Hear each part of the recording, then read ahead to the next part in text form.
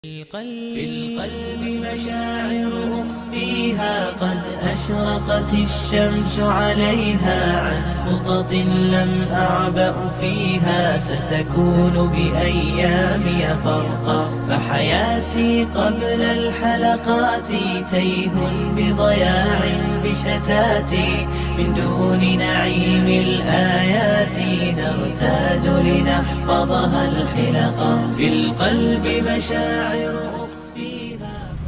Bismillahirrahmanirrahim. Assalamualaikum warahmatullahi wabarakatuh. Cerita kali ini agak sedikit membuat shock ya. Karena pada waktu hari itu sebenarnya saya sedang diminta istirahat oleh salah satu sahabat saya yang saya tahu beliau sangat tulus mencintai saya, insya Allah ya. Dan saya berharap Allah memberikan rahmat dan keberkahan yang besar untuk sahabat saya yang begitu peduli dan care dengan saya. Karena saat saya lelah, beliau meminta saya, udah Bu, tidur aja, udah stop, nggak boleh ngapa-ngapain. Dan ini ternyata satu kata beliau itu membuat saya cukup terharu. Satu perhatian yang tulus ketika saya berada pada titik yang harusnya saya memang istirahat. Karena setelah perjalanan saya dari Jawa dilanjutkan dengan ketika suami saya harus 1 jam saya pasca datang dari Jawa sampai di rumah, ternyata suami saya sakit mendadak ya, dan harus dilarikan ke rumah sakit. Sehingga yang harusnya saya pulang, pengennya nih ketika pulang dari perjalanan saya di Jawa hampir 20 hari itu, harapan saya sampai di rumah langsung tidur. Ternyata bukan tidur, ternyata saya harus melanjutkan perjuangan saya kembali, harus mendampingi merawat suami saya di rumah sakit 3 hari gitu. Tapi Masya Allah, ketika saya di rumah sakit penuh dengan keberkahan, penuh dengan rahmat dari Allah, sehingga semuanya bisa dinikmati. Jadi bukan seperti orang sakit tapi kita lagi jalan-jalan di hotel. Apalagi rumah sakitnya baru diresmikan ya, jadi ruangannya baru, sangat nyaman. Masya Allah, tabarakallah. Jadi di saat saya sedang istirahat pagi itu, tiba-tiba saya dikejutkan dengan sebuah telepon yang intinya adalah mengabarkan bahwa beliau perlu datang karena adalah salah satu keluarganya yang mau bunuh diri pagi itu. Jadi yang saya tadinya pengen bener-bener tidur, mau menikmati tidur, itu saya terduduk langsung kaget. Oh iya ya Bunda, insya Allah siap-siap, silahkan bawa datang. Melihat HP saya online, sahabat saya langsung chat, Bu, kenapa bangun? Ayo tidur lagi gitu. Langsung saya teruskan, ternyata beliau sudah sempat chat saya bahwa ada anggota keluarga beliau yang pagi itu mau melakukan percobaan bunuh diri itu. Begitu saya teruskan, sahabat saya tadi langsung kaget, bangun gitu. Ayo mandi. Saya sudah duduk manis, saya sudah mandi, saya sudah sarapan, dan saya sudah nunggu pasiennya. Jadi ketika datang pasien ini, saya bersyukur karena dari raut wajahnya masih terlihat wajah semangat ya. Bukan wajah putus asa yang dalam artinya dalam titik yang minus 0 gitu. Jadi saya coba bertanya apa yang melatar belakangi sehingga anak ini mau melakukan percobaan bunuh diri. Saya minta untuk orang tuanya menyampaikan tentang problem apa yang sedang dihadapi.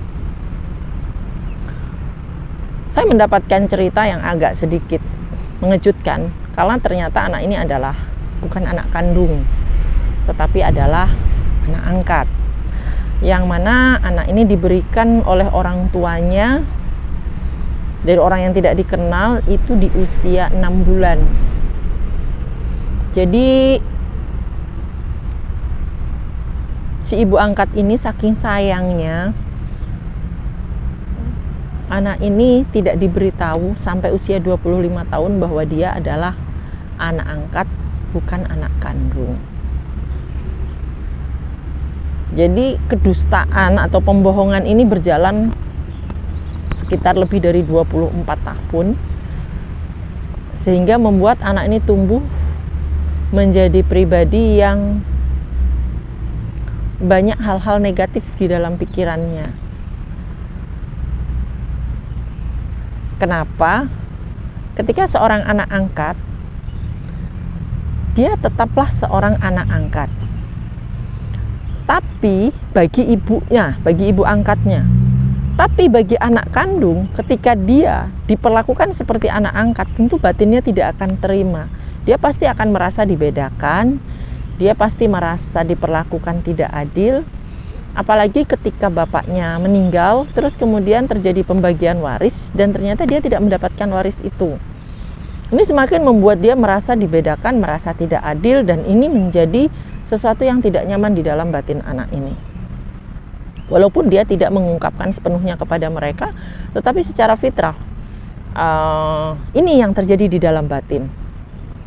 Jadi satu titik kesalahan dari orang tuanya adalah tidak menyampaikan hal yang sebenarnya kepada anak ini. Padahal harusnya disampaikan dengan jujur bahwa dia memang adalah anak angkat. Nah, ini penting juga untuk apa?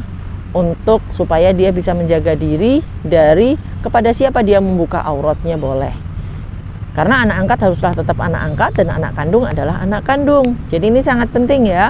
Jangan sampai karena sayang, cinta kita kepada anak angkat sehingga kita tidak menyampaikan tentang kebenaran yang sebenar-benarnya, karena ini menyalahi hukum. Sementara hukum di dalam Islam itu ditetapkan itu adalah untuk memberi maslahat, untuk memberi kebaikan kepada kita.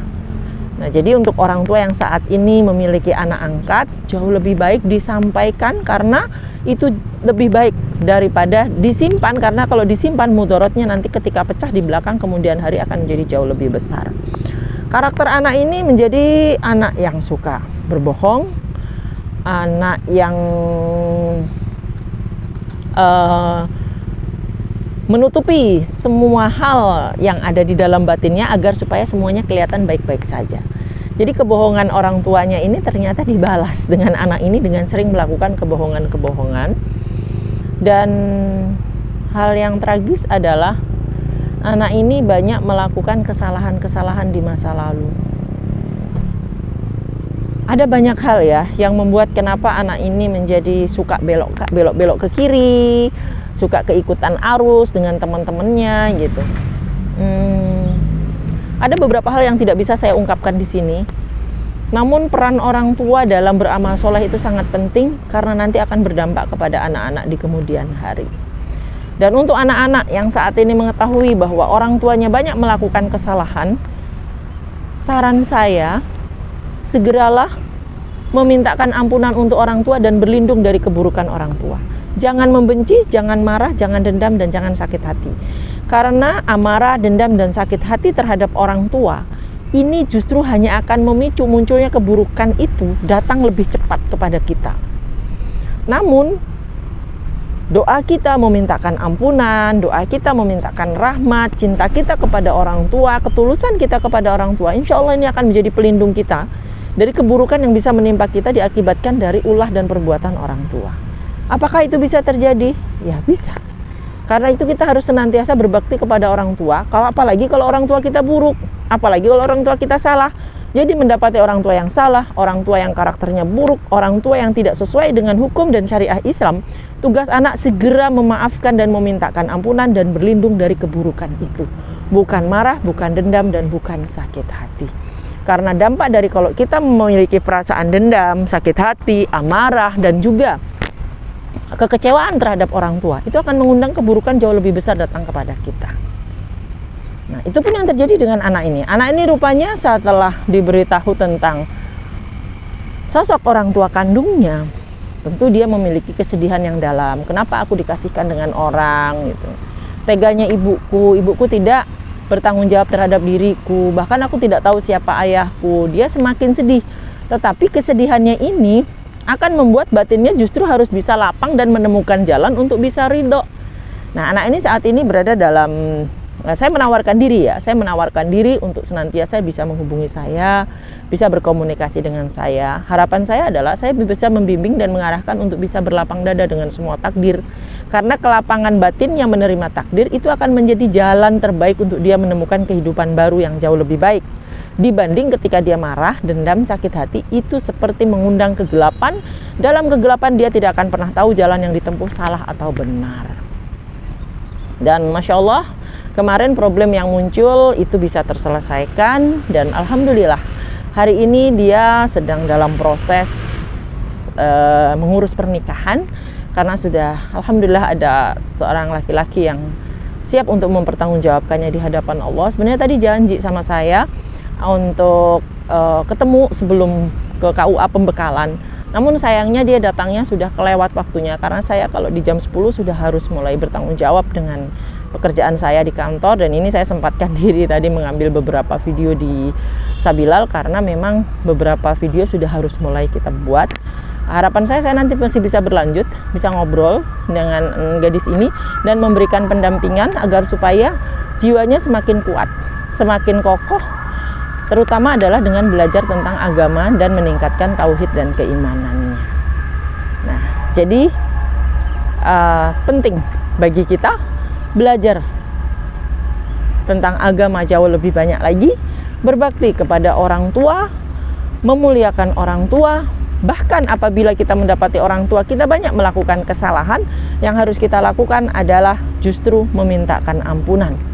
Justru kita memintakan rahmat. Justru kita merayu Allah agar supaya Allah tidak marah dengan orang tua kita dan berlindung kepada Allah dari semua keburukan yang pernah dilakukan oleh orang tua.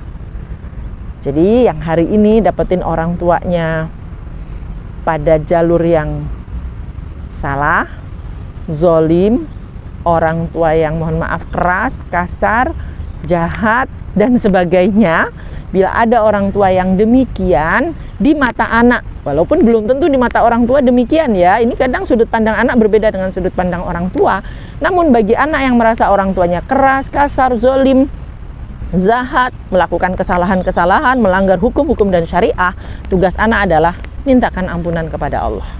Tugas anak adalah memaafkan. Tugas anak adalah meminta supaya Allah benar-benar mengampuni kesalahan orang tua dan merayu Allah agar supaya Allah benar-benar menyayangi orang tua kita. Ternyata ketika kita melakukan doa demikian, kita sedang mengundang kebaikan untuk kita dan kita sedang menutup keburukan itu datang pada diri kita. Saya Umi Desi, Konseling Qurani Banjarmasin. Assalamualaikum warahmatullahi wabarakatuh.